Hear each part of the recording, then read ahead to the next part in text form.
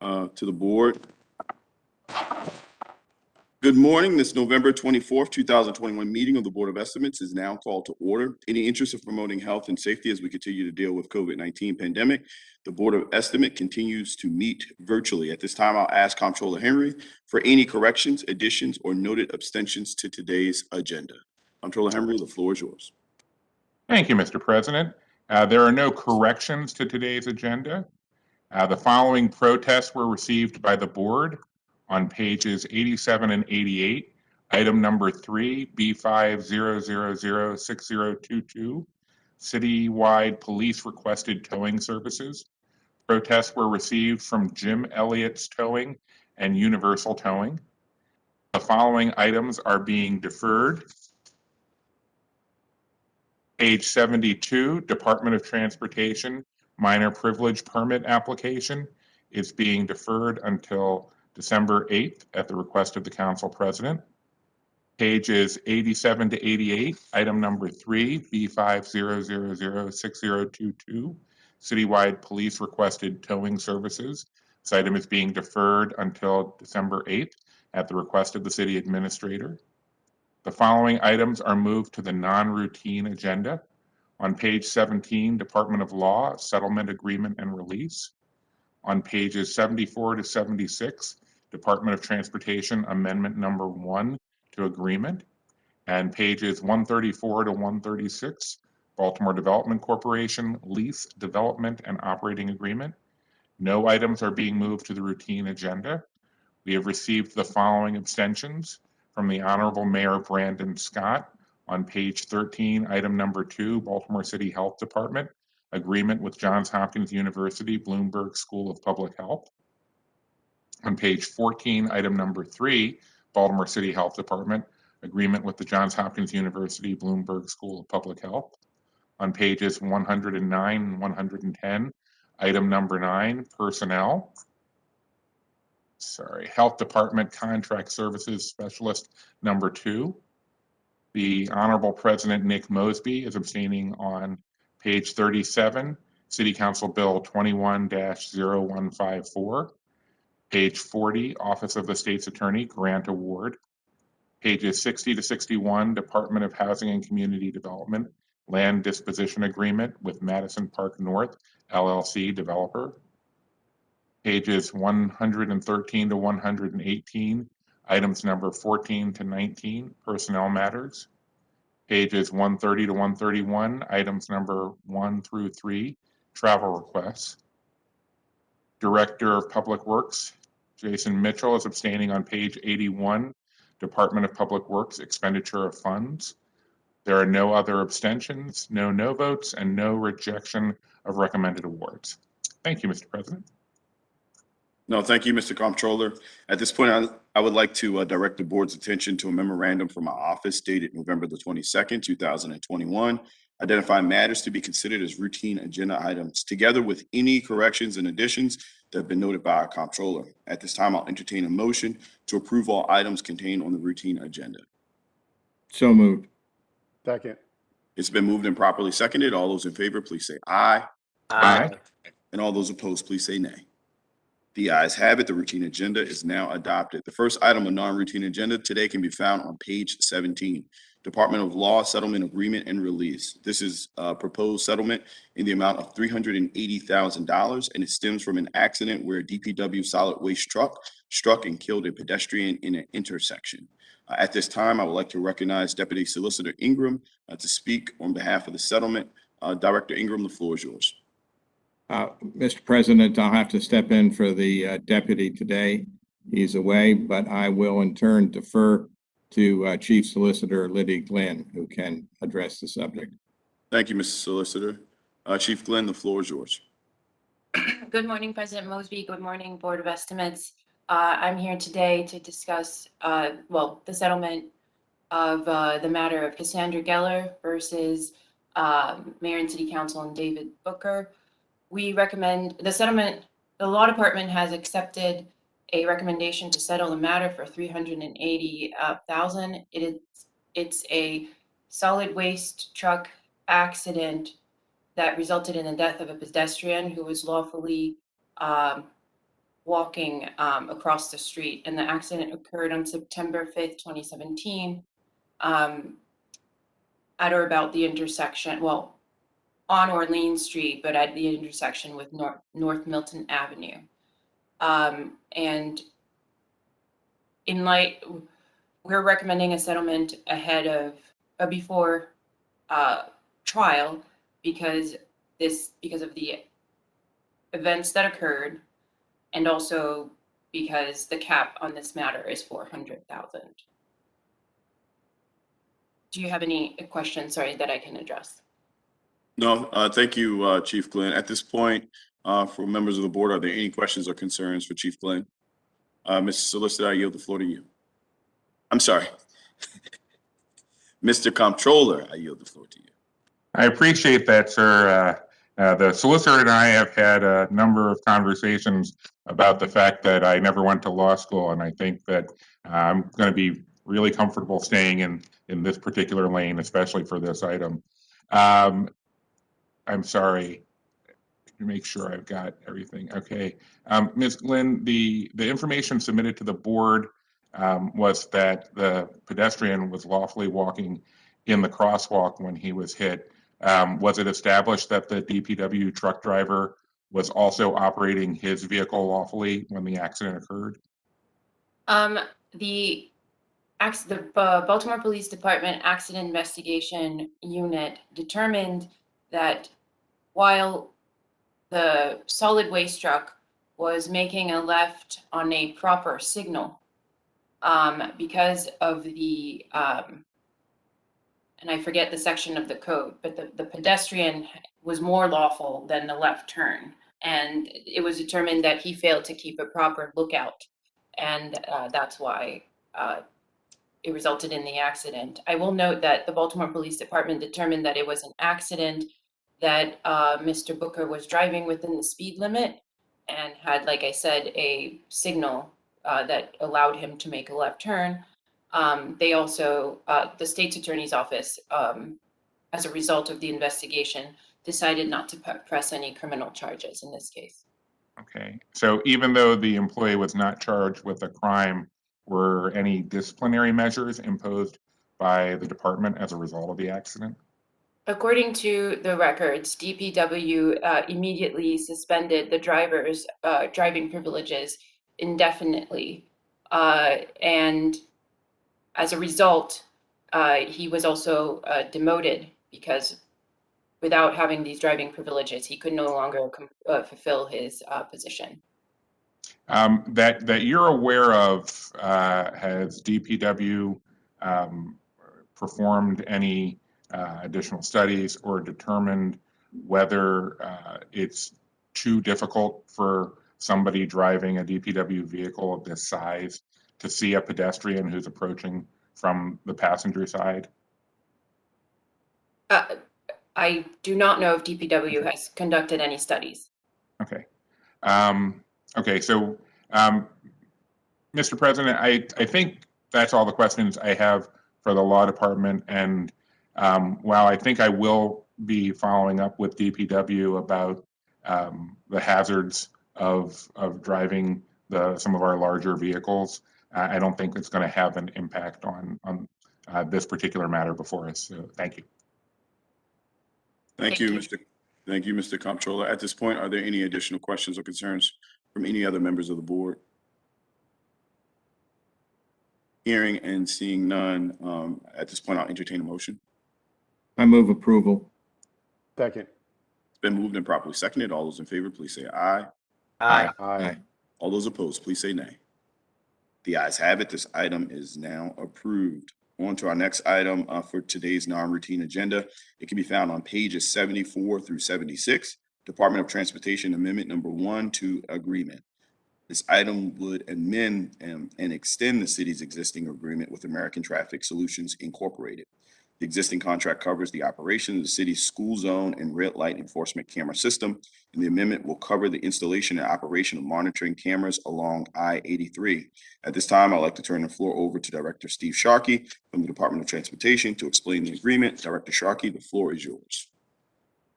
Thank you, Council President, and thank you, Mr. Mayor, Mr. Comptroller, Mr. Solicitor, and Mr. Director. Uh, Thank you for having us today. I'm really excited to talk about this safety program that we're putting forward. So as we all know, 83 has a lot of speeding on it, and it is an unsafe roadway. Last year, or I guess earlier this year, the state legislature gave us the authority as a city to begin putting speed cameras on 83 to slow people down. 2 speed cameras. The legislation authorizes 2 active speed cameras on 83. There's some caveats, of course. There's going to be a 90-day waiting period or 90-day notification period. So we're not just turning on the lights. We're really making sure that this is safe. So people are going to know. We're going to be upfront about it, telling people not to speed. Also, there's going to be speed sentries along the corridor that tell people that they're speeding. So this is a complete way to make people slow down. The total goal for this is to make people slow down. So what we've done is pulled together a team with us and BPD and finance very quickly to implement this, which will be this is a very large undertaking. And we're working with our speed camera vendor to make an amendment to put this in. So but let me just go back to the safety piece again, how critical it is to slow people down on 83. That's what this is for. So besides the 2 cameras that will enforce speed, we are going to have 6 total cameras on the road. Only 2 will be active, and it will be a lot of pre-notice when they get moved. We're not going to just move them day to day. It's going to say, this is where these are going to be, or this is the 2 that are going to be active for this time period. It's going to be a lot of forewarning and notice, but there will be 6 on the corridor. So we really want people to know they're speeding. There'll be speed sentries letting them know they're speeding, and it'll be there. So that's very important. We're excited about the safety. We're also pleased because all of the revenue goes directly back into 83 and 83 related expenses. So this is, it's all a win for improving the safety on 83 in both the short and long term. So pretty excited about the program, and let me know if you guys have other questions. Thank you, Director Sharkey. I have a couple questions. When the board approved the extension a couple months ago for American Traffic Solutions, was it the administration's goal or understanding at the time that the 83 contract would fall under that extension? So that extension was an extension of time for the current camera contract. So it's an extension of time for the current speed camera contract, which we have over 140, 150 speed cameras throughout the city. So that was an extension of time. This is a separate amendment to add to that. So we were. I realize that, Director Sharkey. I guess just to get to my point, what I'm asking is, at that time when the administration brought the extension in front of this board and we agreed to move forward with that extension, did we understand and know that this would be an amendment, or was there an expectation that it would go to open bid? No, this is going to be an amendment. This is an amendment to the thing. So no, I'm trying to remember what month that was, but I don't think there was particular designs on what we were doing or not doing at the time. But for the last 3 or 4 months, what month is it now?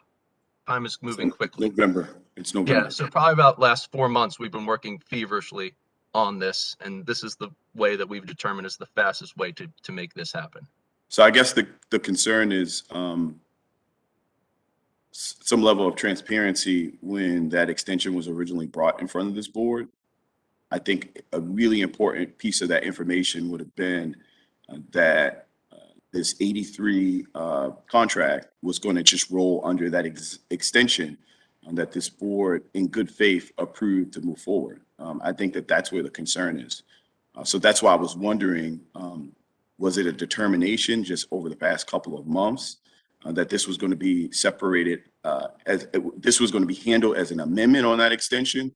Or did the administration know at the time of the extension that this was always the plan to do it this way? No, I mean, The reason for the extension was to extend the current speed camera contract. I That was the realize reason. No, That was the reason for the extension. but yeah, so I understand that. I understand that we decided to come in front of this board and extend the contract for the existing red light contract associated with American Traffic Solutions. We get that. And this board looked at it. We had the ability of looking at the minority participation, women participation, and this board was very comfortable with what the deal was in place to extend that particular deal. However, when we extended that contract, the board did not have any information associated with the red light, with the speed cameras associated with I-83. That might have changed the approach associated with that extension if all board members had access to all the information. So as the leader of the Department of Transportation, I'm asking you, was the determination in the past 3 or 4 months that this was going to be an amendment onto that existing contract? Or did you know that at the time when this board was focusing and reviewing when deciding on whether we were going to extend the existing contract with American Traffic Solution? No, so that was not the plan at the time. Okay, so the plan at that particular time was that we were going to go to open bid for the 83 contract. We were considering that option, correct? Okay, and so in the past 3 months, why did we decide not to go to open bid for the 83 contract? So I believe that going to open bid would have taken us probably 18 months to get up and running. Okay, so why did it take so long for us to get to the point of deciding? This was enacted by the General Assembly. We were allowed to do it, I believe, as early as last July. Why are we in November and going down this path? Yeah, and let me just say, I want to talk about my staff and how hard they've worked on this. This isn't something where I just slap up some cameras. This is serious engineering, serious thought. It's not similar to it's not just another set of cameras. This is. Director Sharkey, I hope you're not implying that this board is saying that the hardworking employees of Department of Transportation or yourself just rolled over and decided to do this plan. I guess what the board is trying to better understand is how we came to doing an extremely lucrative contract as an amendment on an existing a contract that this board had no idea that this was the approach we were taking. Yeah, again, I just do want to make it clear that was not the plan. So I just want to make that clear. I realize that. So we got to that point, and what I'm asking is, in this 3 months, like, what has changed? We had the ability of understanding and knowing like what we were going to do. I think that we did a series of some tests and some information. What changed throughout the process to put us in this point where we're taking this extremely lucrative deal that I have concerns with just on the nature of it, this extremely lucrative deal, and utilizing this board as just putting on an amendment of an existing contract that in good faith we reviewed several months ago, not knowing that this was going to be the outcome? Yeah, I mean, this is a separate amendment that we are doing or we are bringing before the board today. And so Yes. this is for the speed cameras. That other amendment or extension was to extend the current camera program. This is an amendment to that program that specifically focuses on the 83 cameras. Okay, I guess I'll ask the question in a different way. This board didn't extend that contract. We couldn't amend this onto that contract, correct? If we didn't extend, probably no, not, Okay, or that- it would that's need my to be point. done at this time as well. Yeah, so Director Sharkey, that's my entire point. My entire point is when we decided to extend the contract, it was based off of the information that we had at the time. At the time, we also knew that the 83 contract was going to be coming before us because the city had fought so hard to ensure, because of safety reasons, that the General Assembly allowed us to do this. What I'm saying from this board's perspective, in full transparency, providing all the information, it would have been a better discussion and a more fruitful discussion and a more transparent discussion if we would have talked about that extension, knowing that there was a possibility that this extremely lucrative contract, this task order could roll under that same existing contract. I'm not sure if other members of the board had access to information, but the idea and the understanding was that that was going to go for open bid. That did not take place. There was no competition. There was no process in which this extremely, again, lucrative task order was put out for open bid for the city of Baltimore to get the best bang for its buck as it relates to pricing. So that's where my concern is. You're telling me that it was not the motivation of the administration at the time. However, in the past 3 months, that has significantly changed. We've decided not to go to open bid, and we've decided to take this amendment approach. So that I just wanted to understand and know better that that was the idea and that was the solution. So I appreciate you for that. Now, Director Sharkey, in the initial study of the program, when we did our trial, and I realize, and you're going to I'm going to ask you to kind of go over the numbers. I realize that we expect habits to change and patterns of driving to change significantly once we implement the enforcement of these cameras on 83. But we have to start somewhere. So I know that the numbers are going to significantly drop. But when we did our initial study, what was determined at that initial study? We had an initial study. We put out one speed camera on 83, and it was determined that people speed a whole ton on 83, including some ridiculously high speed numbers.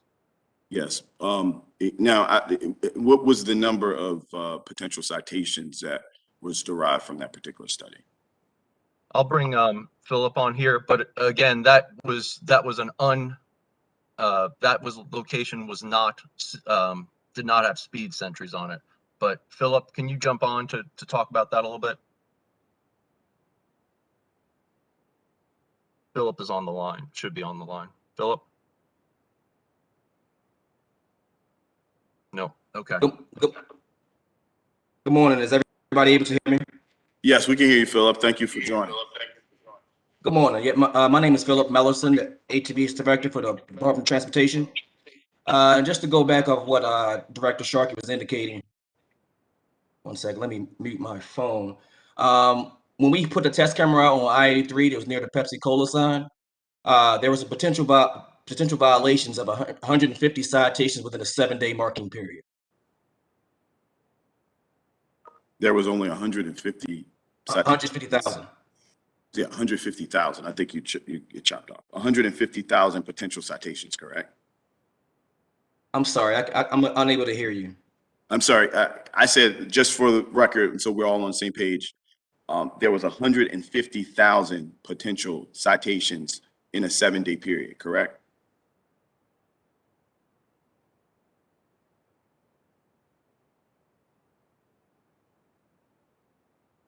I think Mr. Phillip is having some technical issues, Director Check. Philip, can you hear me? No, yeah, no, that's what he said. Yes. Oh, hold on. I have some additional questions for. I'm sorry, I'm unable to hear her. Yeah, we understand they're having some technical issues. My apologies. No problem, sir. Can you hear us, Mr. Millerson? Can you hear me? No, he can't hear, but I think he can talk. So I will. Well, for the interest of time, what I'm going to do is hold on this item. We can maybe jump into the arena and then potentially jump back to see if maybe the technical issues are straightened out, and then we'll move forward. To me, I think that's the best solution because Mr. Millerson is the subject matter expert as it relates to the numbers, right? Mr. President. Yeah. Director Sharkey, you should answer the questions. If Mr. Millerson is having technical difficulties, you should just respond to all of the president's questions. Yeah, I will. Adria's here as well. Enter your attendee ID. Okay, so so just getting back to the series of questions. So I guess what Mr. Millerson was communicating to us is in a 7-day test period, we saw 150,000 potential citations that could have been cited if the camera system was up and running, right? Yes. All right. Now, what we know is that, again, the speed sensors weren't out. patterns of behavior were not able to take effect yet. Meaning once we deploy the system, the idea is folks will either avoid 83 or it will change the patterns of behavior in which they drive. So the idea is that we would see a significant decline in the number of potential citations and then eventually level off, correct? Correct. Now, Director Sharkey, I know that when I was able to get the briefing a couple of weeks ago, there was a chart that kind of showed the number of citations and the amount in which the revenue that would come in per camera and ultimately be shared with the vendor. Now, if we were able to say, like, cut the numbers in half, say 75,000 citations in a week, or whatever number you guys are projecting that would be, what would that revenue share look like? So we're projecting the revenue share to be between 18 and 25%. So, and as it relates to like dollars and cents, what does that equate to? I think we're expecting. I'm expecting, from my look at it, probably about us to get about, or not us, the income to be about 15 to 20 million a year. Only 15 to 20 million a year. Yeah. So we do have a sliding scale that we have based upon whether the numbers go up way higher than we expect or way lower than we expect.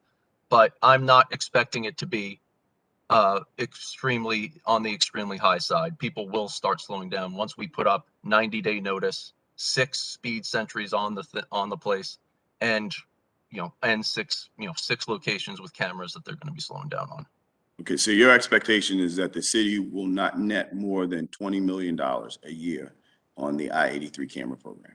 That is my expectation. I'm not promising that, but that's my educated guess. That's your educated guess, understood. And if that is the case, that would mean that the profit share with the American Traffic Solution would be around, you said 20 million.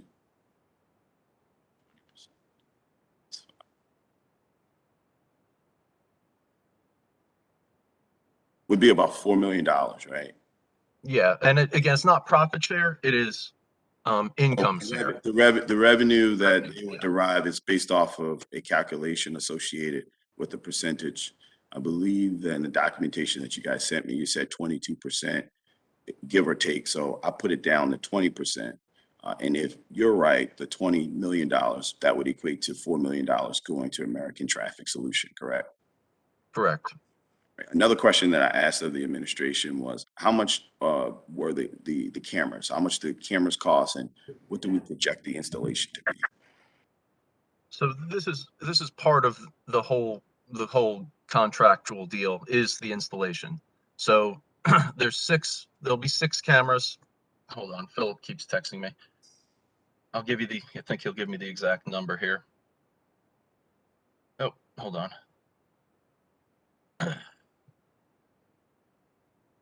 Okay.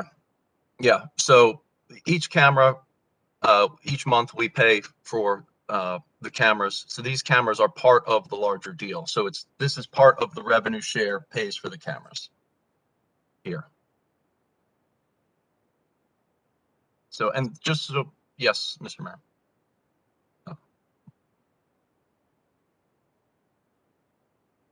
Mr. Mayor, would you like to speak? Yeah, Mr. President, just a follow up on one of your questions around the amount of citations that they are projecting in the dollar amount. I did think it's also important, Ms. Director, if you could provide us with like the crash data. You gave us high level, but you were able to give us the exact number or approximate number of citations. But I would assume that you guys have the exact amount of like crash data by year or et cetera that happens on 83. Can you share that with us too? Yeah. Yeah, and Director Sharkey, thank you, Mr. Mayor, for that point. And Director Sharkey, I want to be very clear. I think I don't just share this. I think all members of this board share this. the issue of 83 and creating a more safe environment is the reason that as a delegate, I fought for trying to get cameras on 83. So we are all supportive of this and understand and know that this is the right thing to do. However, there are many ways of skinning a cat.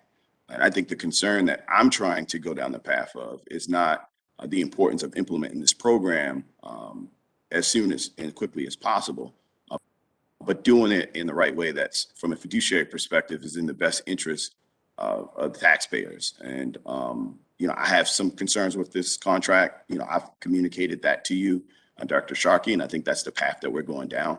But I just want to be very clear about this is not a discussion around whether we should have cameras on 83 or not. This is a discussion around, one, the way that this bid was handled in a lack of an open way, but just providing an amendment on an existing contract. But then also, two, the agreement that the city is ultimately trying to go that path and create with American Traffic Solutions.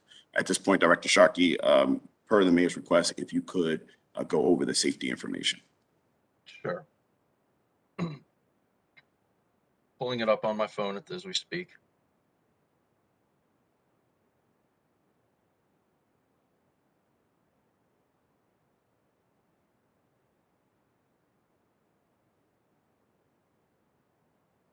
Okay.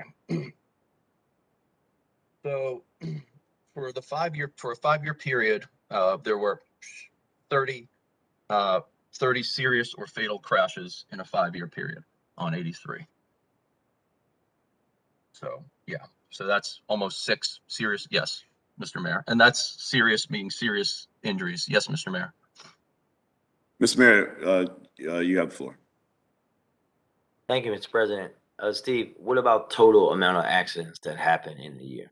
I just know because I know, for example, this is something even from a policing standpoint that the Northern District basically, anytime it rains, has to take 2 officers and sit them on 83 to block off traffic. It's something that we've asked the state police to help us with numerous times. I get the first time I remember is when the president, the comptroller, and I were all on the council when we asked for assistance there. Like, I think it's not just about the serious accidents; it's about the accidents that happen every day that eat up a lot of taxpayer dollars by way of police resources, but also hurt the Northern District's ability to respond to other calls and be proactive against violence in Baltimore too. So I want to know, like, the amount of total accidents that happen there. Yeah, Adria, jump in here. Good morning, Mr. Mayor. So I can share a little bit of additional data based on what the director was pointing to. So there was a crash analysis study that was performed on 83 from 2015 to 2019. And during that time, there were more than 2,000 crashes on the roadway, 50 of which were classified as high injury or severe. And excessive speed was the #1 contributing factor for the high injury and severe crashes. Mr. Mayor, to your point, just looking at the calendar year 2020 alone, Baltimore Police Department reported over 1,700 calls for service on I-83. And as the board knows, traditional methods of speed enforcement are not possible on 83 given the roadway shoulders and the inability to widen shoulders. So not only are we looking at, as you indicated, a lot of severe crashes, but also significant drain on resources for the police department. So during that time, that we had a 1-week period in which the cameras were testing speeds along the roadway. The cameras reported approximately 360,000 vehicles traveling on the roadway. Of those vehicles, 151,000, around 42% were found to exceed the speed limit by 12 miles per hour or more, and 102,000, or 28%, exceeded the speed limit by more than 15 miles per hour. During this time, the highest recorded speed was 173 miles per hour.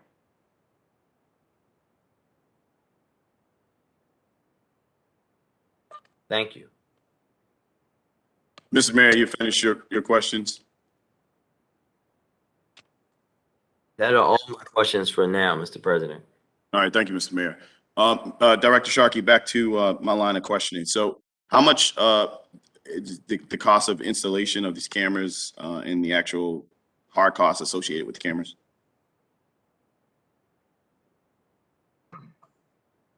So generally, our current cameras that we have are generally 4,000 per month. That is the fee that we pay, or how most places charge fees. So I don't know, we won't know the exact fee to charge that it will cost them to put these cameras up. They're not exactly the same cameras. It's going to require a fair amount of engineering by them. And it will also be in somewhat dangerous positions where we'll have to shut down parts of 83 to put these cameras up. So I do not have what the actual cost will be. That is a cost borne by the vendor. Yeah, and the city has no interest in understanding what that cost is? No, we're happy to learn the costs over time, but this is, we do not know what the cost is of that individual line item. All right, so I asked for this information a couple weeks ago. We haven't been able to get that information as of yet, correct? Yeah, and the vendors will not share that because they believe it to be proprietary information. They believe that to be proprietary information. Now, regarding that chart that I'm referring to, when we talked about the chart, I believe that there's an agreement to normalize out what the fee will be moving forward over the course of a couple months. Can you explain that process? Yeah, so we're not, so we've set it up in a somewhat risk averse way for this, so that as you know, after the first, say, 6 months or different time periods, there's going to be resets of the contract. So it's never going to be anything where there's going to be a range of dollar values or range of tickets issued per average per month. And so during that month, that will be, as the range continues and we get more data, we will normalize the range. So as the numbers go down, we will then be able to reset the monthly fee. So the monthly fee will be based on the average of what's coming in overall within ranges, and then the monthly fee will be set. So especially after 6 months, we'll be able to.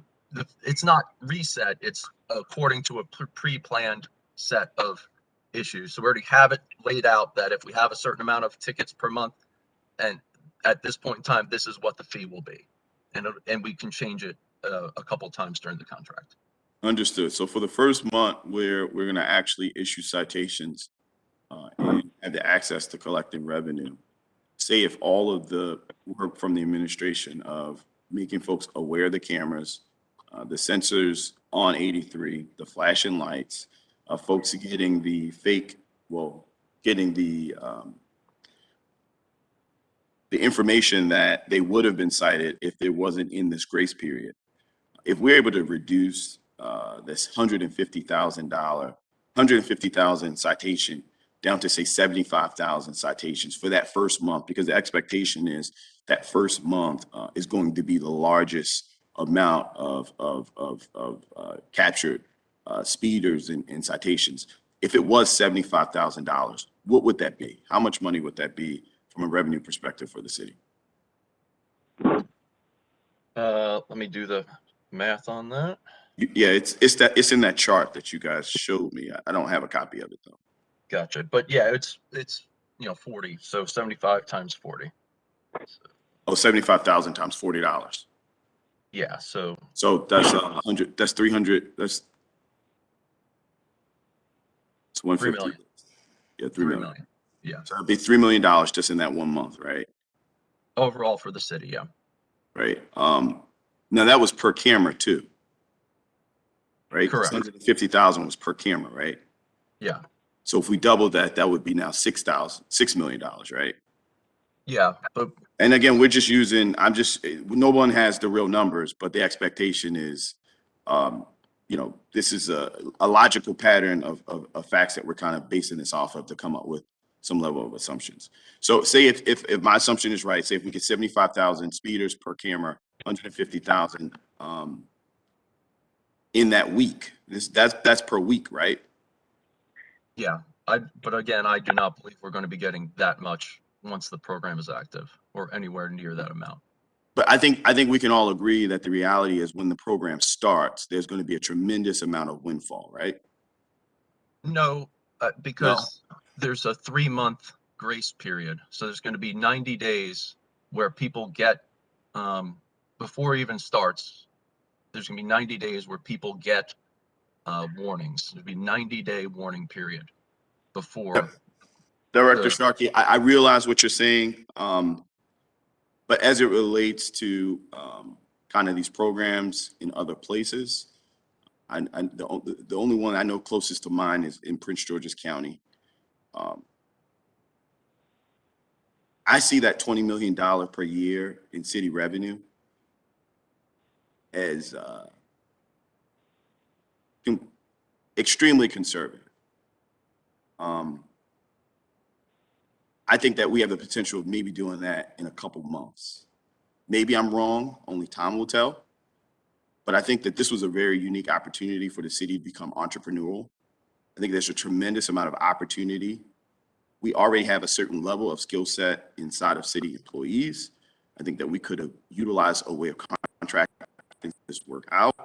I think at a minimum, the fact that we didn't go down that path is problematic. But I also think the fact that we didn't open it up to the open market and allow folks to actually bid on this for us to dig down into details so we can better understand equipment costs, hard costs, installation costs based off of what the proposals were brought to us would have been a better tone. And now that we're here and a group that got an extension that had nothing to do with this, that we're amending this onto an existing contract, is telling us that the camera costs and the equipment costs is proprietary information, I think is extremely problematic. So, I'm really disappointed. This is no news to the administration. I've communicated this to you. But I think that what we'll see is that a couple of initial months could have generated a tremendous amount of revenue, and how we get 80% of it or 78% of it.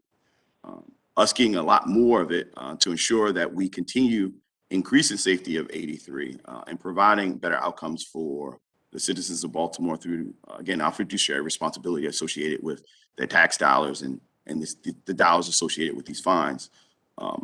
That's where I have grave concern at. So, I won't continue to go down this rabbit hole of talking about these numbers.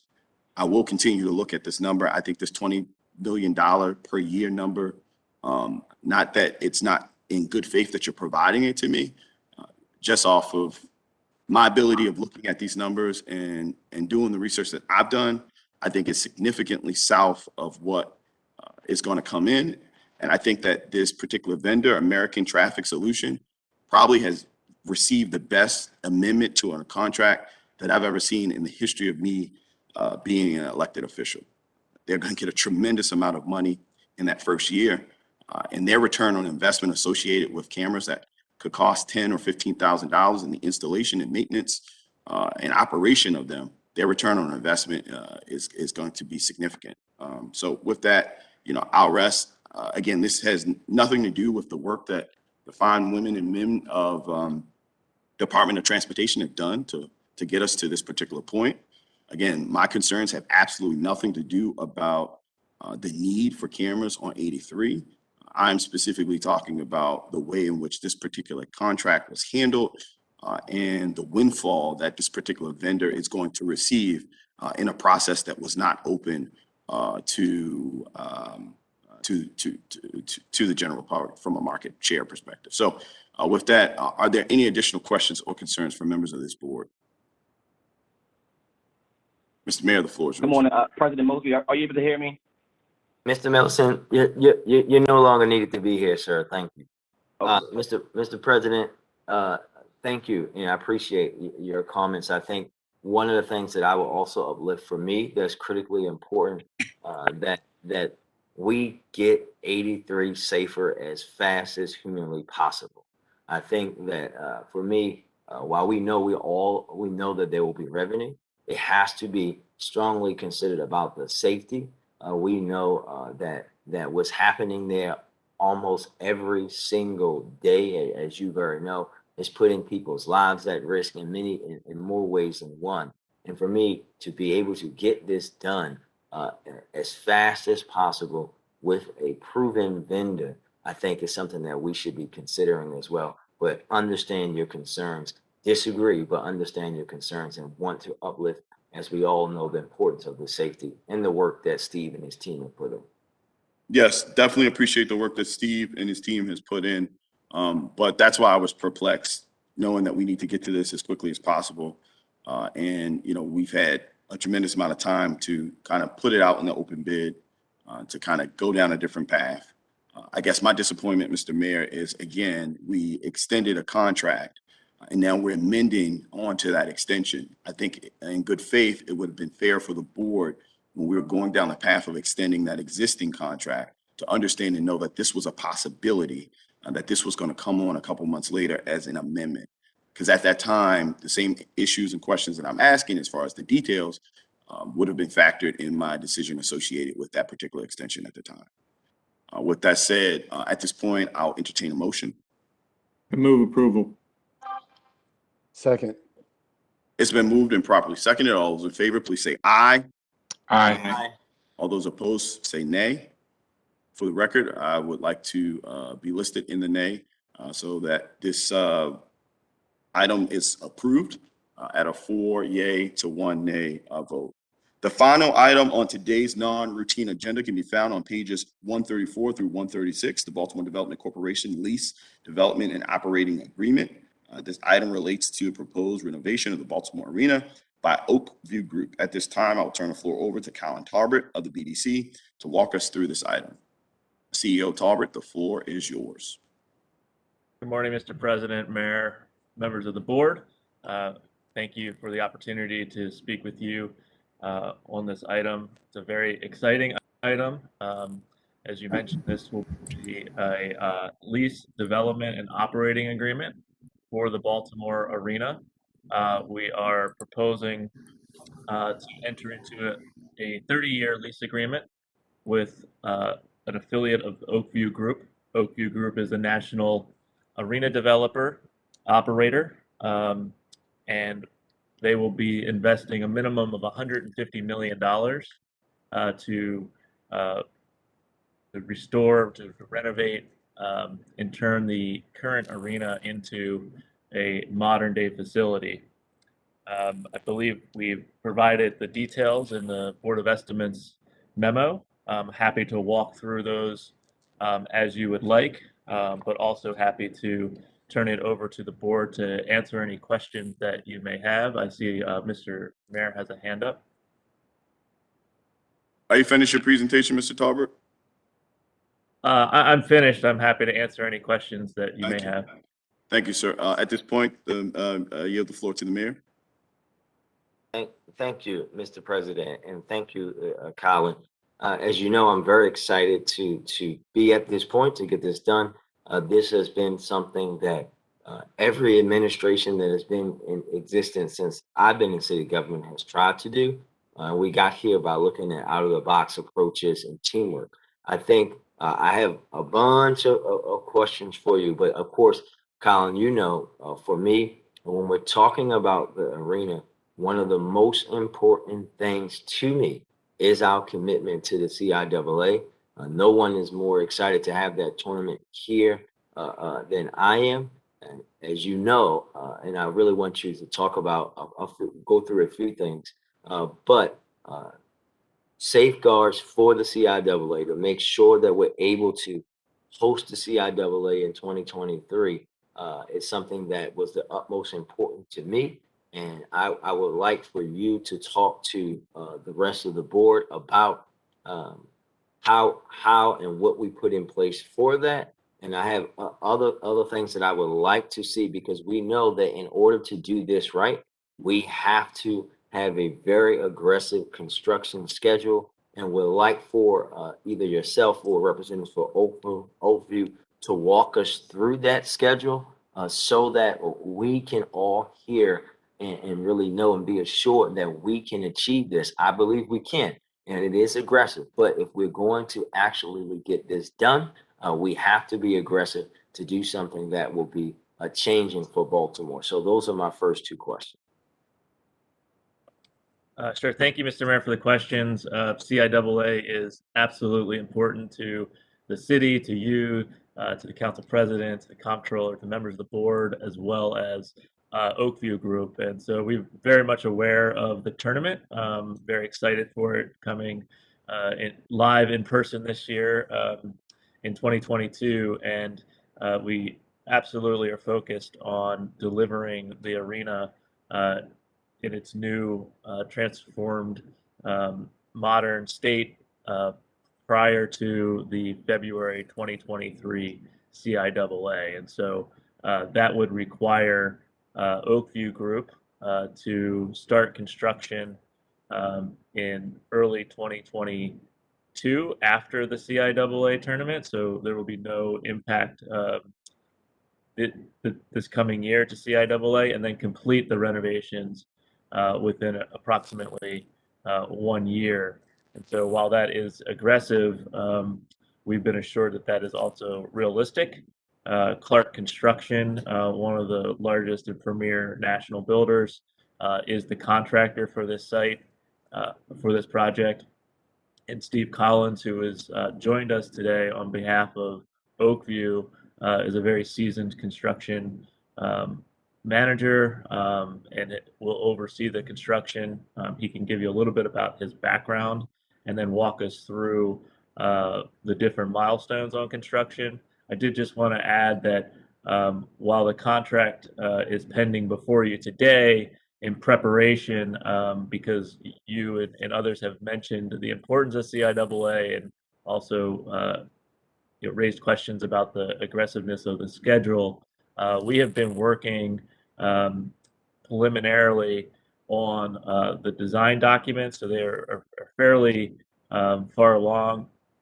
We've also already begun conversations with the city in terms of permitting, review, etc. So the goal here is to, with the board's consideration, assume if there is a vote to approve the lease today, we will hit the ground running immediately, and we will be starting the design review process. There will also be material orders placed immediately in order to meet the deadline. But I am not a construction expert, as you know, and so what I'd like to do with the board's permission is to have a representative from Oakview Group provide a little bit more detail and context to the project and how they plan to execute the construction in the time frame to accommodate CIAA.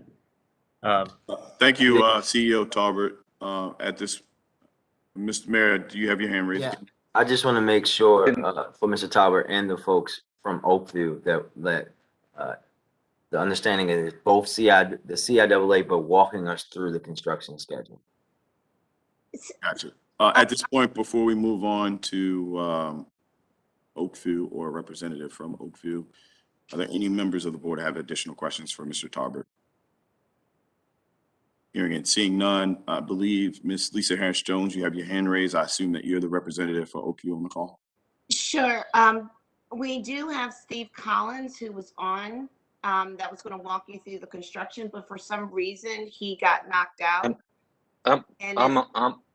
I'm not to interrupt you. Yeah, I ended up having to turn off my video because I think just the Wi-Fi is not a place where Wi-Fi is not great. I apologize for that, but if you guys can hear me, I'm happy to walk through the construction schedule.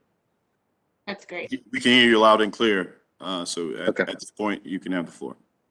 Thank you. Appreciate that, Mr. President and Mr. Mayor and the rest of the staff. Appreciate you having us on. So first of all, I'd like to take one step back and just, I think there's a couple components that should give you comfort that we can execute this on what is essentially an 11-month construction window. First, the team that we have on this, and including myself, and I'll just give you just a little background on my background. I worked for Madison Square Garden for 13 years. I led the Forum renovation, which was 3 22-week shutdowns, so putting about $200 million of work in place over 3 22-week summers. I also managed the LA Forum renovation. and then went on to work for the Warriors to build Chase Center, and then ultimately Seattle, which just opened a month ago, and Belmont, which is where I am right now, and why the Wi-Fi is not great, because I'm in a location that's not lit up yet. So the team, I think, is important. Both myself, Paul Young, who I think is on this call, who works for me, also went through all those projects with me, works for Oakview Group, and the design and construction team are a group of consultants and contractors that have also gone on the Madison Square Garden journey and the LA Forum journey with us. So our architect is the architect that did the MSG renovation and also did the Forum renovation, and has done probably a half a dozen other major arena renovations. So I guess the point there is it's a team that's worked together before, knows each other well, knows the environment, knows the renovation market and the intricacies of having to deal with a renovation on an older building. The second piece of it is that we've been working on this now for a while. I think we're pushing 8 months.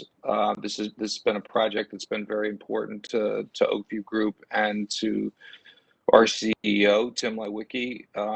And so we have actually gone at risk and either through our relationships with our consulting and contracting team, or actually reaching into our pocket and paying for an advancement of the design and getting ourselves in a place where we're ready to go when we push the button.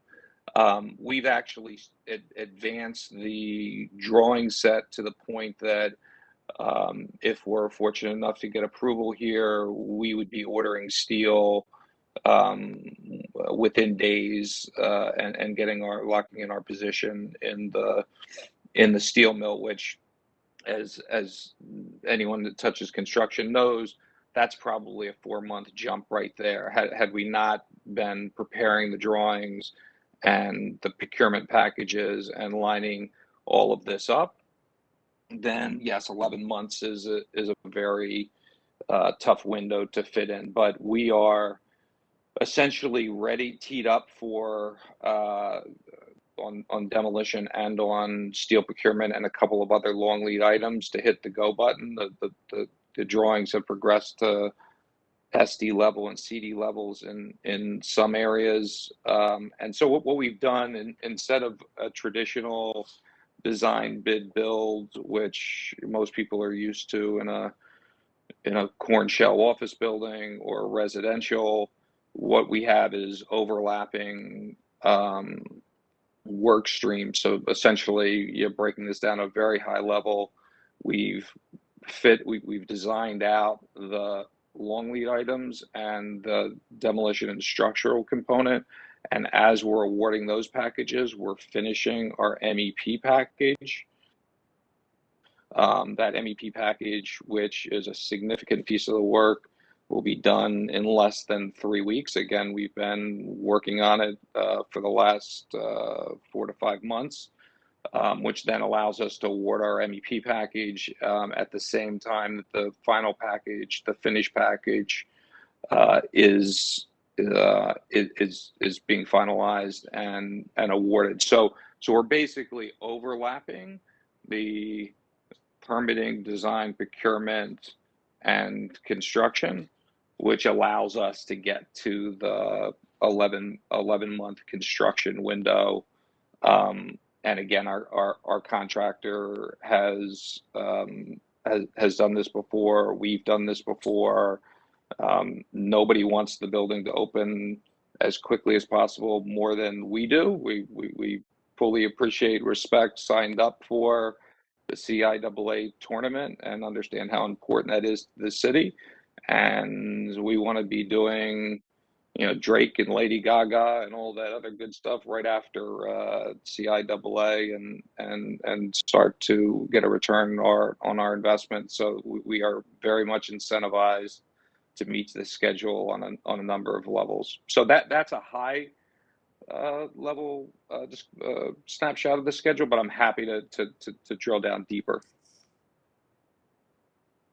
Thank you. Before we go back to CEO Tarbert, are there any questions for Mr. Collins from the board?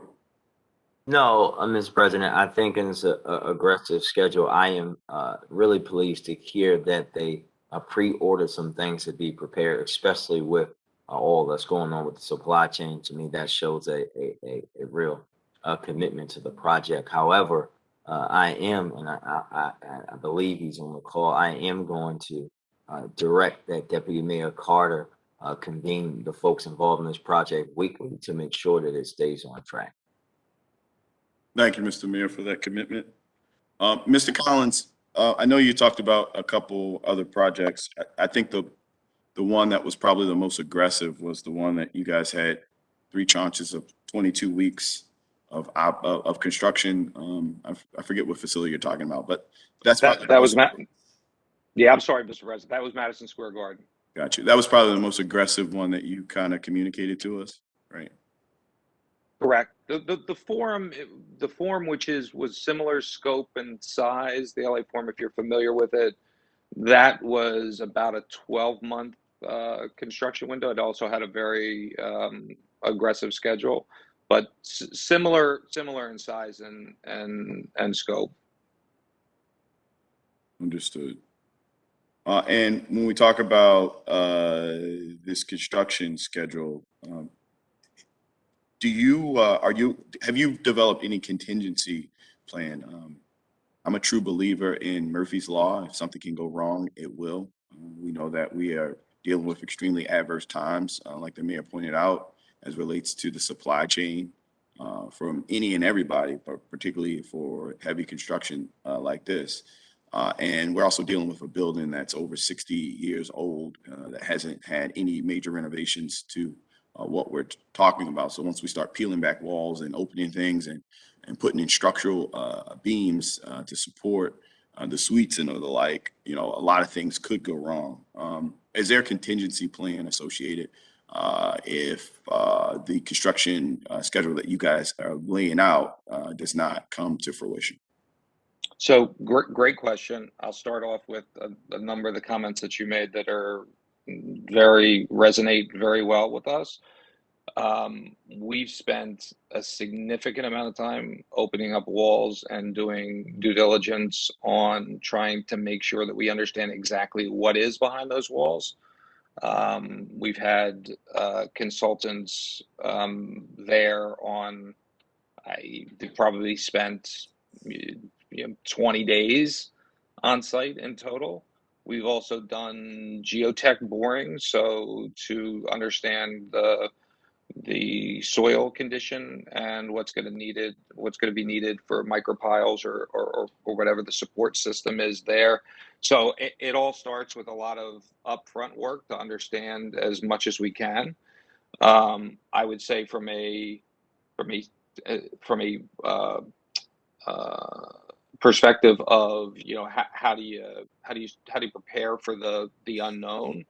The second tranche that I would say that we've worked very hard on and we've been very successful in the last 2 projects that we just finished and had to deal with supply chain issues and COVID, and they threw the kitchen sink at us over the last couple of years, is we've engaged a number of subcontractors and suppliers to understand exactly where they are and what's available, what's not available. And we've written the specs or designing in a way where we can be as nimble as possible. We did this on our other projects. If we can't get a certain component or material from one manufacturer, we are ready to pivot to another manufacturer or another system. So there's been a whole exercise and work stream around that. And then lastly, I would say that we have been able to get very creative.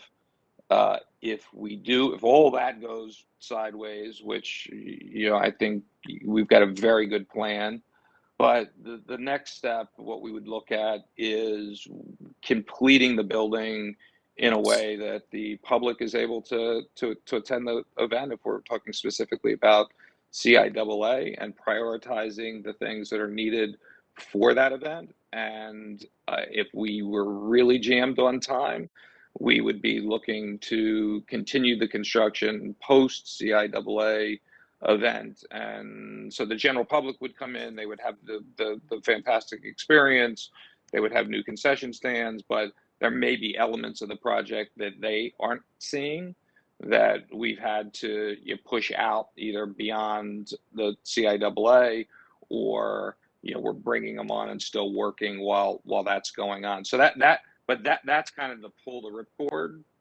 approach at the end. Nobody wants to go in that direction. We'd like to, and we think we will have it all done and dusted and ready to have at the CIAA tournament with fully completed, signed off, ready to rock and roll. But I would say that contingency we've dealt with before on other projects, and have been able to work through a situation where we can get people in the building, have the event, have everybody have a great experience. You don't really see what's going on behind the walls. There's some things that need to be finished up, and we've done some of those things after the fact.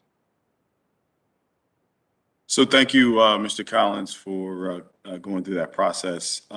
This is no news to the administration or BDC. I've had grave concerns about this 11-month window associated with the construction, because I know how important CIAA is to the city, not just as it relates to the economic impact for that one particular weekend, but the potential residual effects that it could carry over, like it's done in its former home of Charlotte. So the idea of us trying to get into a longer-term agreement or arrangement with them is of importance of myself. When we talk about that contingency plan, will there be a point in time, and when will that occur, that we will prepare for worst case? Again, I hear the idealistic kind of approach, and I have full confidence in the administration and BDC as well as in Oakview.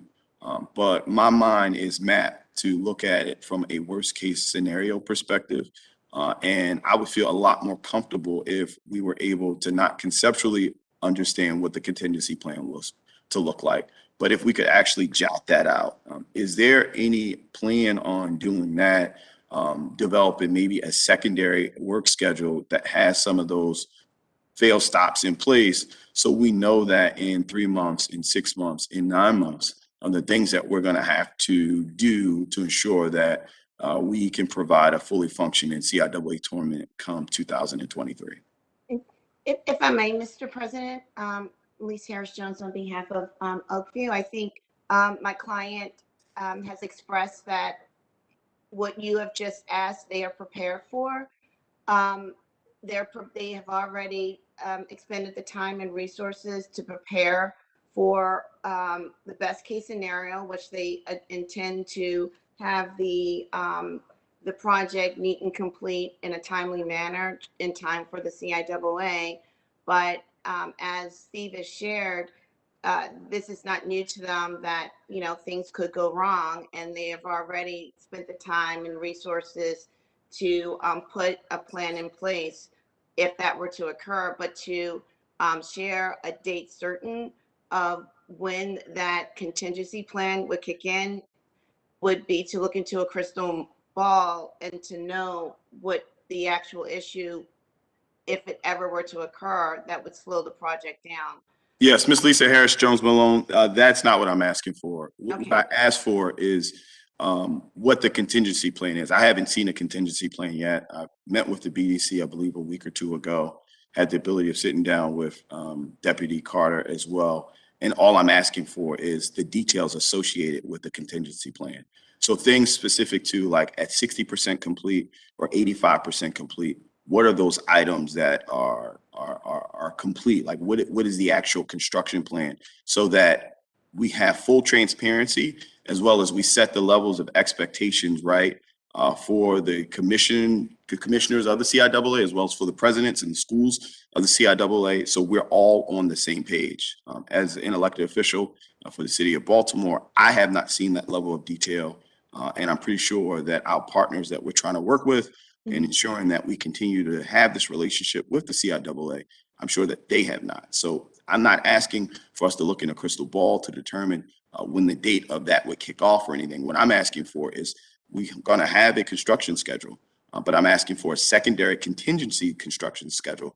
So we're all on the same page of really understanding on what that construction schedule looks like and what we can provide as it relates to the level of expectations for the members of the CIAA. Sure, and we've been working very closely with the administration, Mr. Carter, Colin, the mayor's office has already asked us to sit down after we get through the award process, and our client, and Steve can speak to this as well, we're prepared to actually meet with the CIAA and those members of the administration that would like to go into the very specific details of the timeline and whatever contingency we have in place. If there anything were to go wrong, we've had those conversations. You know, luckily we have an administration that has been very aggressive to stay on top of us to make sure that nothing goes wrong as we work through this 11-month process of making sure it's neat and complete in time for the CIAA. I don't know if Steve wants to go. It may take a great deal of time to go into the details of that plan. I don't know. No, I don't want to do that. I guess at this point, I appreciate what you've brought to the table, Steve, as well as Ms. Lisa Harris-Jones Malone. I guess I'll turn it back to the administration. For months, I've been asking about a contingency plan. I believe during our call with BDC last week, I was informed that there was not a contingency plan. But what I'm hearing from Oakview today, that there potentially is. So is there a contingency plan that the city knows about or not?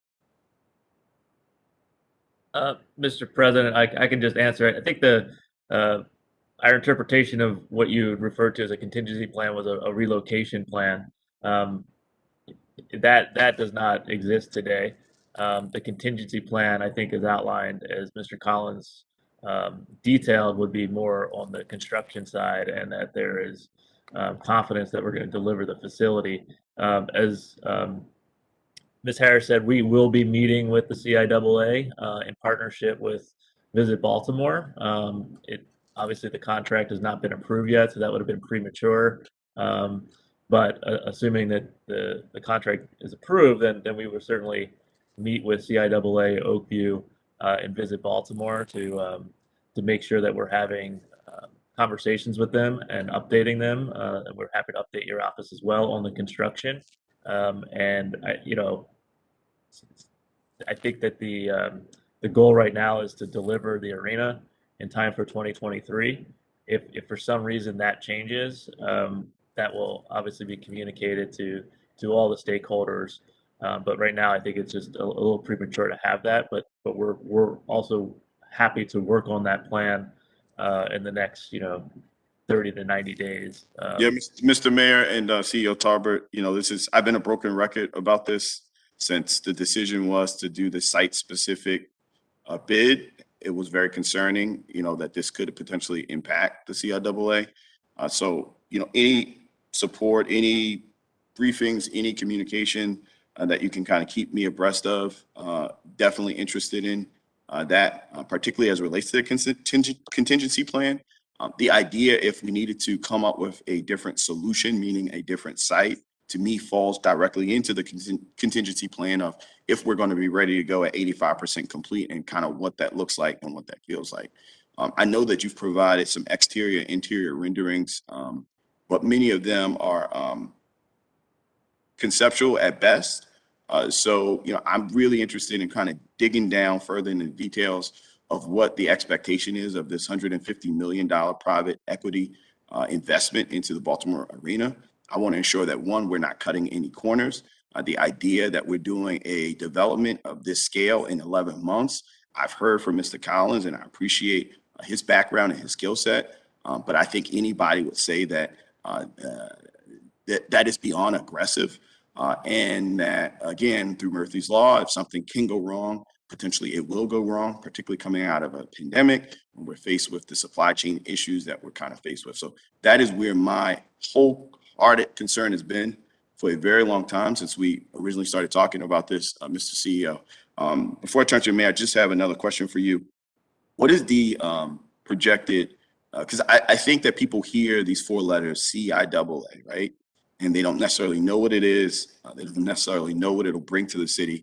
So I just want for folks that are like listening out there to really understand and know what we're talking about here. It's the third largest collegiate basketball tournament in the entire country. We've seen the data associated for what it was able to do for Charlotte, North Carolina's economy, not just as it relates to that particular week of the CIAA tournament, but again, the residual effect that it has. And we know from a cultural perspective, it fits right into the heart of who we are as a city of Baltimore. And we could develop a way that this could be a long-term arrangement and agreement. The fact that we were able to get it here, it takes a tremendous amount of kudos off to the team that was able to sell Baltimore and bring the individuals to know that the CIAA will be fully functioning and operating here in the city of Baltimore. And I'm just concerned that coming out of COVID and now doing with this arena, that it could potentially impact. So just for a high level perspective, CEO Tarbert, what is the projected economic impact that we expect that we could potentially see with the inclusion of this tournament? Yeah, I'll defer to my colleague, Mr. Al Hutchinson, who is leading the effort from Visit Baltimore. Mr. President, if I may, because I think you and I are going down the same line of questioning here, and my actual question was for Al about not just what you said about the economic impact, but Al has been, as you know, leading the CIAA efforts, and really want him to talk about this particular deal in reference to the CIAA and how things have been going and how important it is on that front too, in addition to the economic output. All right. Thank you, Mr. Mayor. The CEO, Hutchinson, could you lay out the economic impact that we expect to see and any other financial information that you think is germane to why it's important to keep the CIAA in Baltimore City? Yes, good morning. Thank you, Mr. President and Mr. Mayor, and to the rest of the board here.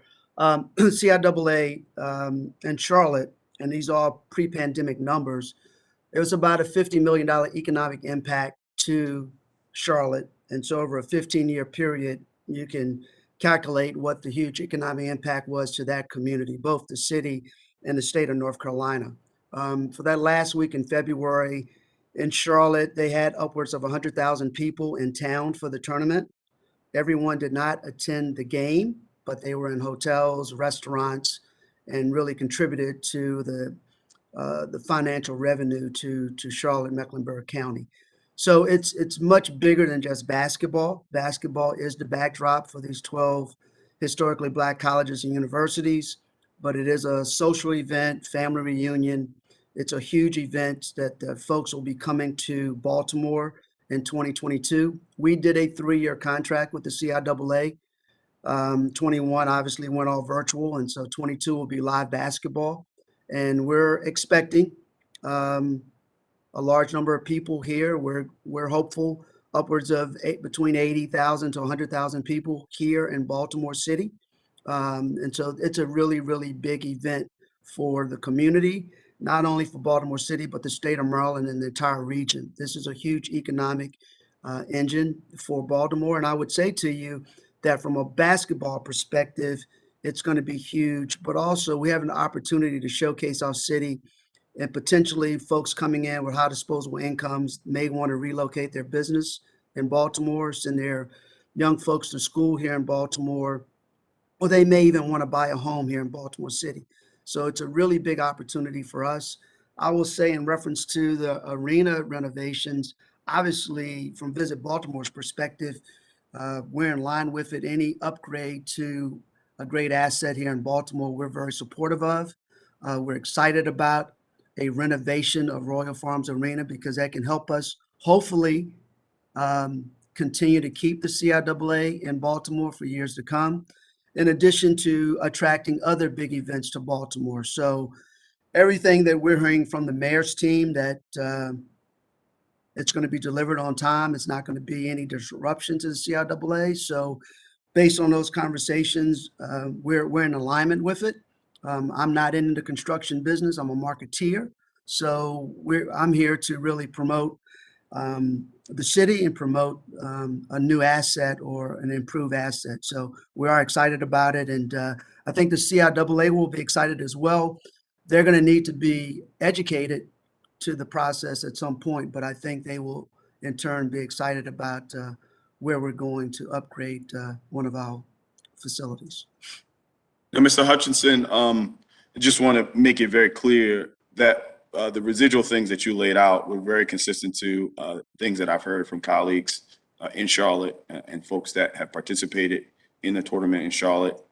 As a son of a school in the South, I've had the opportunity of participating in several CIAAs as well. I just want to lay out when you were talking about what the tournament meant for the city of Charlotte outside of that particular week. That's not anecdotal.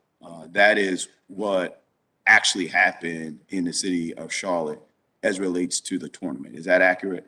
That is accurate, Mr. President. In fact, there's data over the 15-year period, Charlotte's residency increased. So folks came in for basketball, had a great experience in Charlotte, and in turn moved to Charlotte. So that's really what's at stake here. Yeah, it is about basketball, men's and women's basketball. But if we really approach this in a holistic perspective, it's much bigger than just basketball. This is about increasing the Baltimore brand and bringing additional revenue to our community and additional residents to our region. So there's a lot at stake here. And so, yeah, I was on the team to help bring the CIAA basketball tournament here, but we didn't pitch it just about basketball. We pitched it about all of the other economic investments to Baltimore City if we did it right. And so the arena is a very important part to where we're going. And my hope is we can upgrade this building, make it a more modern facility, and the CIAA will love it and stay past 2023. Now, thank you for providing that. What are the next steps for us to get the CIAA comfortable enough with the city of Baltimore to lock in additional years past 2023? Well, I've had this conversation with Deputy Mayor Carter and Colin to a certain extent, and the mayor. We just at the right time, once we get through this process today, we need to have a very comprehensive and transparent conversation with the commissioner and the 12 presidents about where we're going forward. And I think that's what they're looking for at the right time. But that's where the ball's going to be in our court to deliver that information and the excitement we have about growing the city to them really, really soon, probably in the next couple of weeks. Thank you. Well, as a sports fanatic, I had the opportunity of leading the charge to save the Preakness and save Pimlico. And the reason that we did it wasn't for that particular event, but was really for the economic impact that it meant to the city of Baltimore. I think that we were able to do a yeoman's job of saving it and keeping it here in the city of Baltimore. And knowing that this particular tournament would potentially outgross, even by a conservative swag at the numbers, of what the economic impact is of the Preakness on Baltimore. We cannot afford to lose this tournament. We can't afford to lose it to Richmond, to Philadelphia. We must keep this tournament in the city of Baltimore. I know that the mayor is a strong advocate of that. But again, just doubling down on my concerns around this plan associated with the arena, the fact that we decided to do a site-specific bid where we didn't allow the creative juices of developers and who are the like to kind of come up with maybe there's other areas in which we could have done it in. We've decided to do it here. It just provides a tremendous amount of concern of mine. I plead with you, Mr. Mayor, publicly that you keep me engaged on the process, particularly as it relates to the contingency plan. This is nothing new to the administration. I've literally been a broken record about this since we decided to go down this path several months ago. I'm a committed partner, but we have to have all hands on deck to ensure that we deliver the best in quality service, venue, and operations for our city to ensure that we have the best shot of keeping the CIAA here in the city of Baltimore. I know I just don't share that belief. I know the mayor shares that belief. I know Deputy Mayor Carter shares that belief. I know CEO Tarbert shares that belief, and definitely through all your blood, sweat, and tears, CEO Hutchinson, I know you also share that belief. So with that, are there any additional questions or concerns from other members of the board? Mr. Mayor, the floor is yours. Yeah, I just have one follow question, Mr. President. We will absolutely keep you updated. And I guess this question will be for Ms. Jones or Mr. Collins around on the project, what they have as far as MBE and WBE goals. Sure. Consistent with what Mr. Collins pointed out earlier, that we've been at work to prepare for the award of this contract for, in the case of the MBE, WBE goals, from the onset of being engaged back in November. We've already had fairs, meetings, briefings with state and local MBE, WBEs that are interested in the project. We intend to, as the contract has right now, to more than meet the 27% MBE and 10% WBE participation. We're looking at a goal of hitting 45% or more in that regard.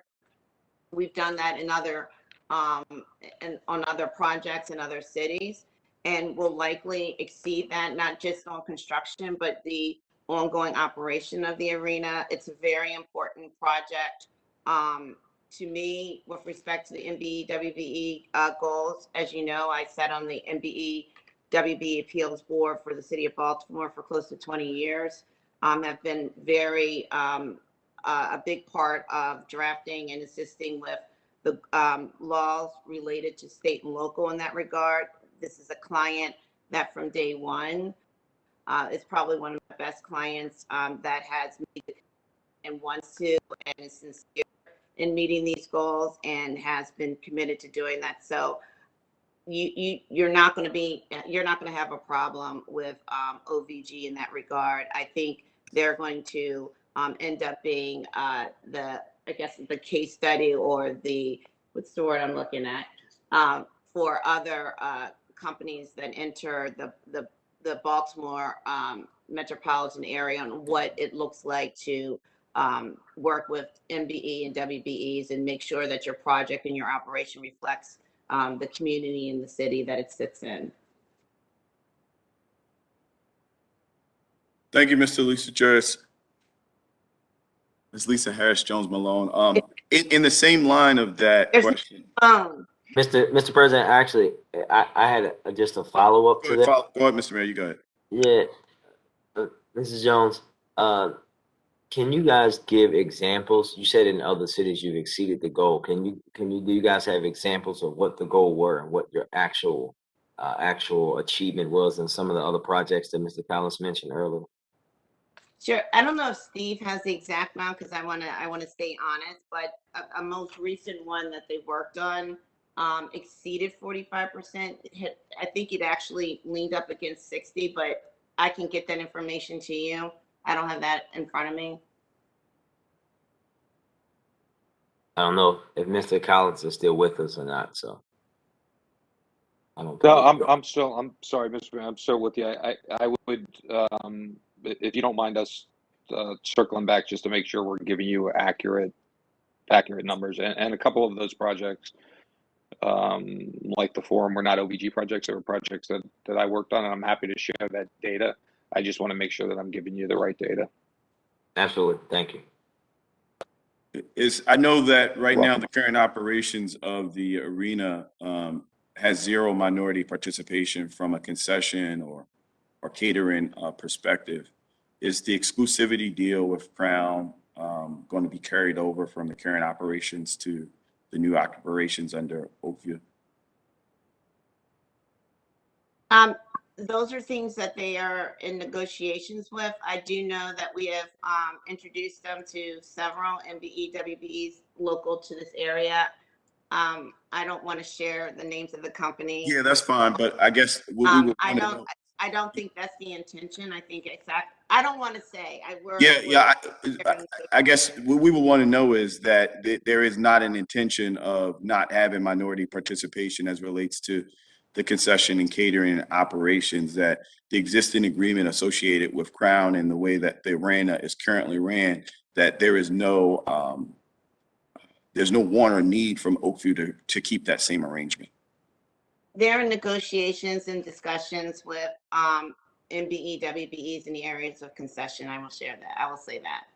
Got you. So the idea that there's going to be exclusivity to one a vendor, that is not going to be the case. Just want to make sure we're all on the same page moving forward.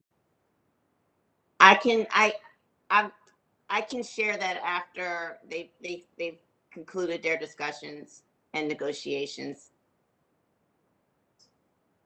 That would be the goal, not to, but I can't tell you until. See, these are the type of, Mr. Mayor and to the administration, these are the type of details that, one, they're not new for us to talk about. We've talked about this from the beginning. And when we get to the point of making this really, really important decision, it's those high level details that are really important in making that decision. The fact of the matter is, the expectation is, talking with Oakview, they should be able to adamantly say that the existing arrangement associated with this exclusivity to a vendor where we have 0% of minority or women participation in concession of the current arena, that we understand and know that moving forward, that is not to be the case. All right. So in fairness to Oakview, what I will say is that I will get back to you on that. I don't want to in a public forum. No, I realize that. And really the question is more to the administration, to the BDC, to whomever else is working to do that. I mean, the reality is that should be factored in part of our choice of moving forward with this bid.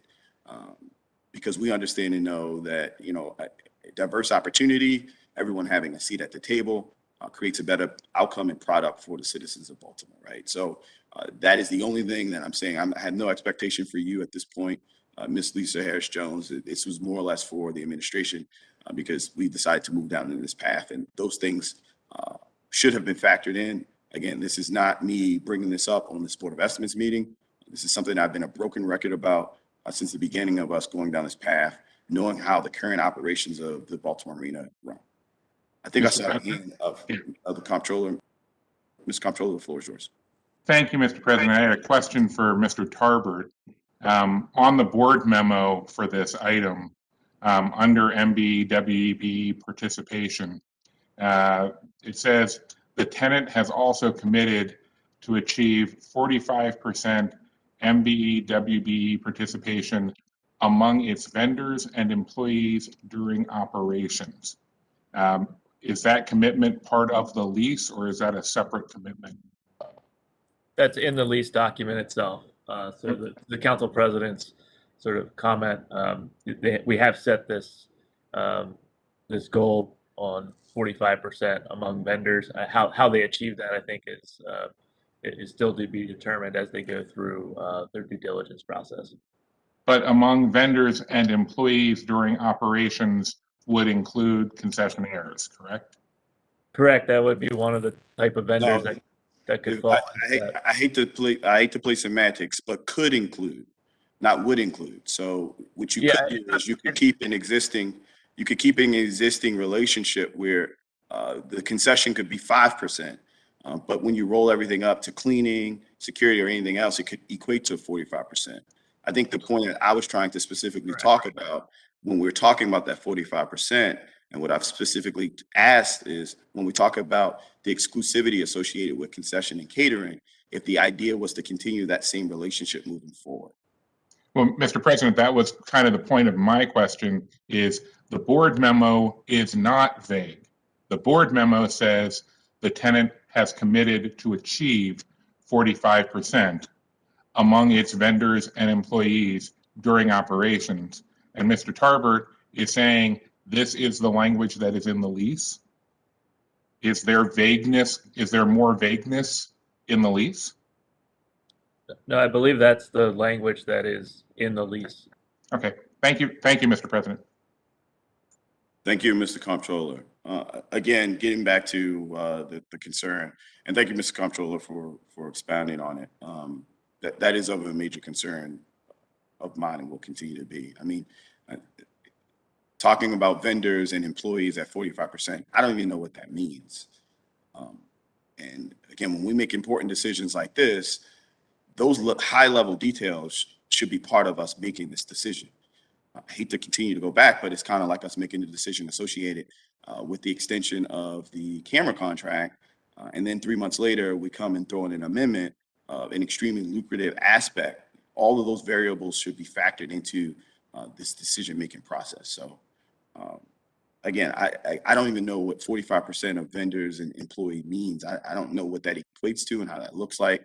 I just know that right now there's an exclusivity contract where there is zero participation from a minority or women, that particular aspect. And the way that the vagueness of that language is, it could still remain in place. So that's why I wanted to understand and know on the record that there was no intention of moving down that path. And I don't think that there's anyone from the administration or from Oakview that can kind of make me feel a little more comfortable about that today. Silence. Are there any other additional questions or concerns from members of the board regarding this particular contract? Hearing none, I'll entertain a motion. So I moved. move approval. Second. It's been moved and properly seconded. All those in favor, please say aye. Aye. All those opposed, please say nay. Please note that I'm a nay. So this item is approved from a vote of 4 yeas and 1 nay. At this point, this will conclude the business before the desk of the Board of Estimates. We'll recess until bid opening at 12 noon. The Board of Estimates will be in recess next week. The board will reconvene on Wednesday, December the 8th at 9 a.m. I'd like to thank everyone for tuning in. Baltimore, have an amazing, happy Thanksgiving, and we love you.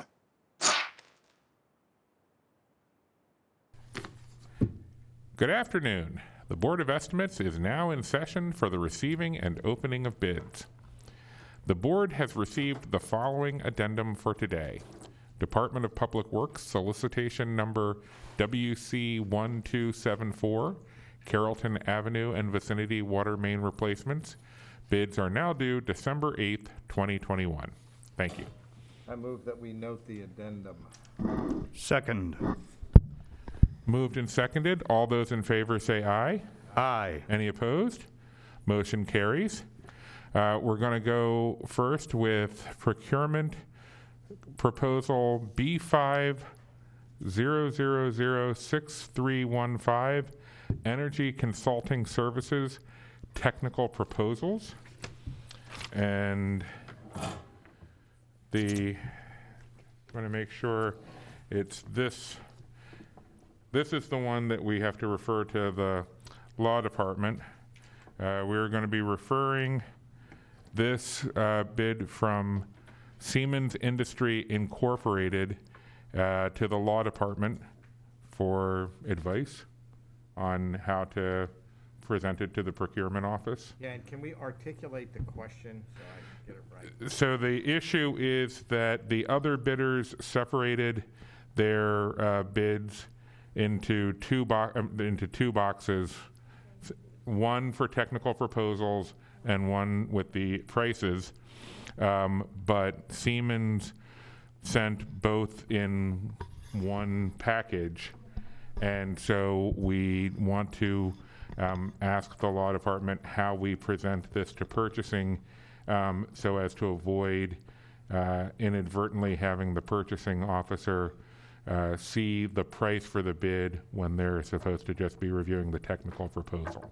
Got it. Thank you. And Mr. Comptroller, no one has, for the record, no one here has opened that document, so we don't know for sure if a price proposal has been included. So that is the concern, that there could be technical and price included. Thank you. Also, We're supposed to submit a price. Supposed to submit 2 separate documents in sealed envelopes, one for But if technical. there's no price in this packet, then they haven't complied with the requirement to submit a price. I think that would be a question we would want the law department to help us advise on. It's not law, it's just mine. Got it, okay. all right, so I'm going to pass this. Very different. Not wanting to sing? No. We're, I would love to have a separate conversation about the relationship between the law and logic, but we have so much before us. As was pointed out to me earlier this morning, the Macy's Day Thanksgiving Parade kicks off in less than 24 hours. Correct. So the next bid will be from. Should we make a Oh, motion? I guess. I move that we send the Siemens. bid or solicitation to the law department for review and advice. Moved and seconded. All those in favor say aye. Aye. Any opposed? Motion carries. The next technical proposal is from Paramount Energy Services LLC in collaboration with Energy Artisans, Maryland Energy Advisors, and Celadon Technologies LLC. That was Paramount? Correct. The next is from TPI Efficiency, Total Procurement Intelligence. And the final bid is from NLX North America Incorporated. I move that we refer the Paramount, TPI, and NLX packages to Bureau of Procurement for tabulation and report. Second. Moved and seconded. All those in favor say aye. Aye. Any opposed? Motion carries. The next proposal before us is from the Bureau of Procurement, Proposal B50006268, Tree Maintenance Services. Am I doing this? Yes, and the record should reflect that because I don't know whether my spouse is a board member of any of these organizations, I'm going to play it safe and abstain from the consideration altogether. Thank you. So noted. All right.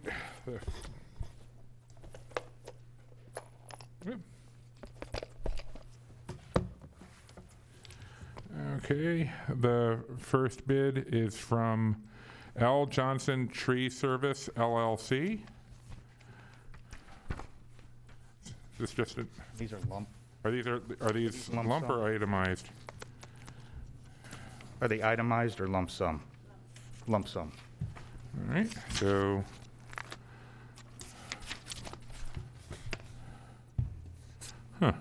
No, I think they're itemized. I think they might be itemized because I'm not seeing a total bid.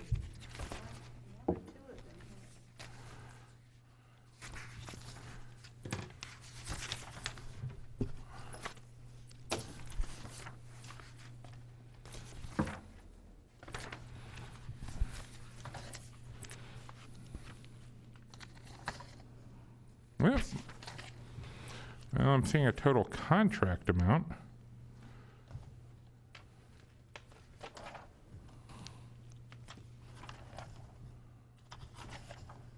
Yeah. There are certain things they didn't bid on. Group 1, Group 2, they only bid on Group 3. But are you seeing any total bid for any of it?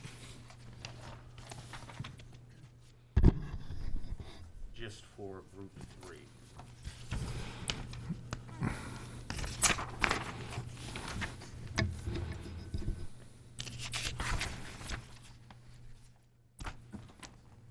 I'm not.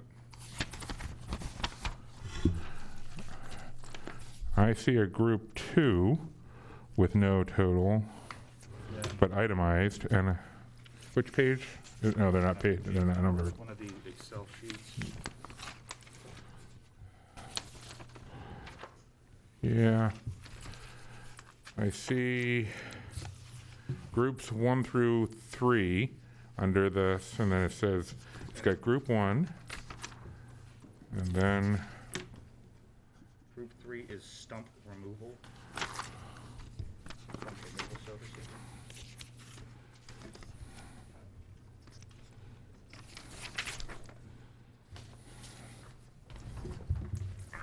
so mine has Group 2, and then Proactive Services.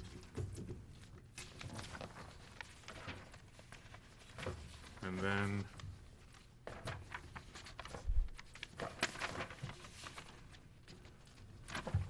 That's it. So, go to the page before the signature. You have group 3. I can't do it. Page before this. Oh, you don't Yeah, I think I don't have a Oh. group 3 in mine. Okay. Switch. Yeah, so it looks like there's 3 items and they only bid on the 3rd. Okay. So I think it is an itemized bid. Okay. So the L. Johnson Tree Service, it's only bidding on Group 3, and the total bid price for Group 3 is $2,066,250 and no cents.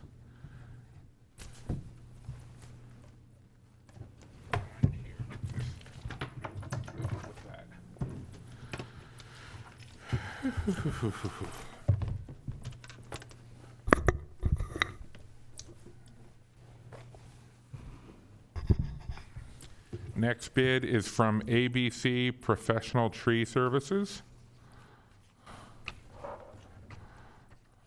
No bid bond is required. Oh, no bid bond is required for any of these.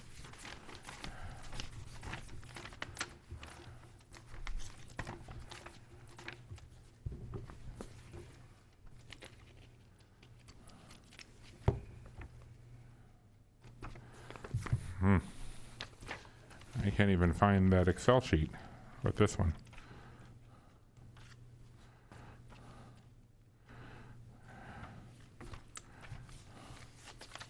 There we go. Okay. There we go. And it's 3 different prices. Is the lump at the end, or is it individualized? There's 3 groups, and each group has a bid. So I don't know. Here we if you go. wanna do that. Okay. So the total bid for Group 1 is $19,996,200. The total bid for Group 2 is $7,129,200, and the total bid for Group 3 is $3,435,000.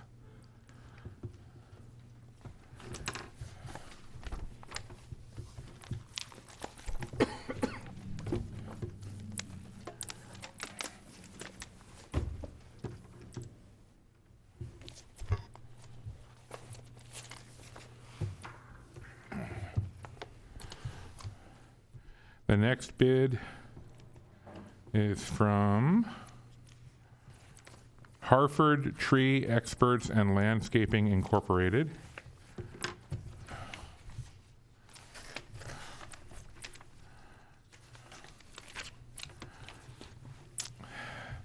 Their total bid for Group 1 is $8,650,875. Group 2 is $5,535,615, and Group 3 is $61,050.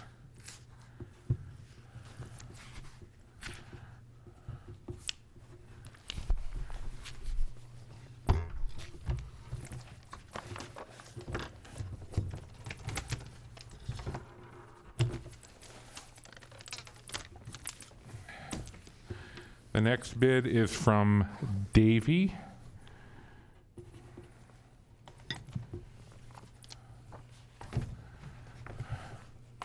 I'm sorry, the Davy Tree Expert Company.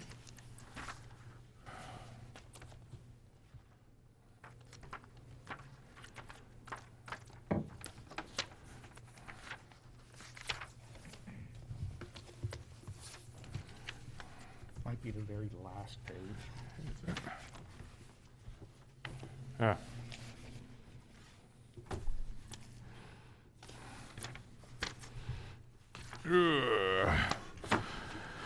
Davies total bid for Group 1 is $13,807,371.42. The total bid for Group 2 is $5,150,948.52. And the total price for Group 3 is $3,725,850.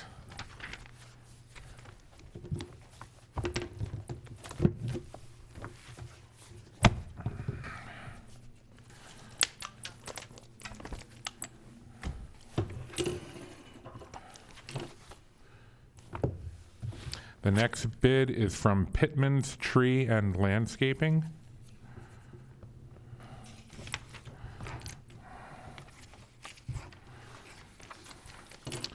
The Group 1 total bid is $29,814,287.78.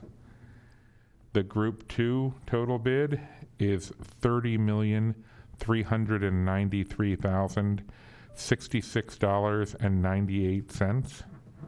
And the Group 3 total bid is $7,725,827.41.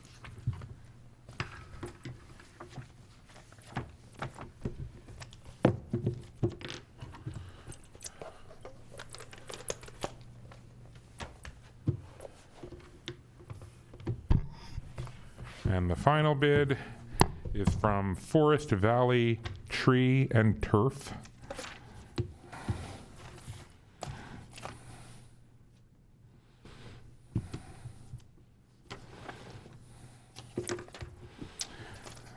The Group 1 total bid is $5,875,605.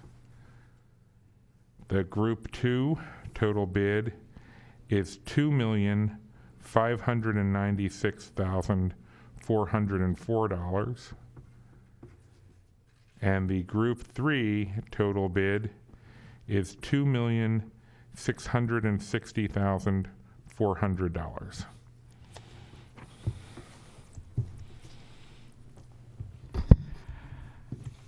I move that we refer these bids to the Bureau of Procurement for tabulation and review. Second, moved and seconded. All those in favor say aye. Aye. Any opposed? Motion carries.